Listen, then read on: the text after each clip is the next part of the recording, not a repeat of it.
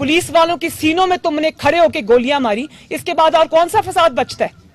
तुम्हारे लोगों के घरों से असला बरामद हुआ, इसके बाद अब कौन सा फसाद बचता है? कहते हैं हमारे लिए रास्ता खोले, फिर देखें इनकलाब कैसे आता है।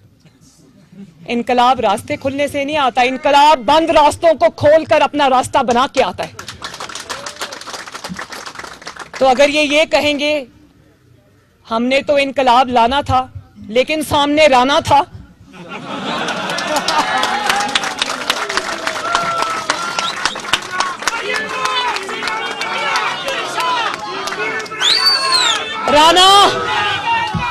राना सनाउल्लाह तो था, राना सनाउल्लाह तो था, राना सनाउल्लाह रहेगा इंशाअल्लाह।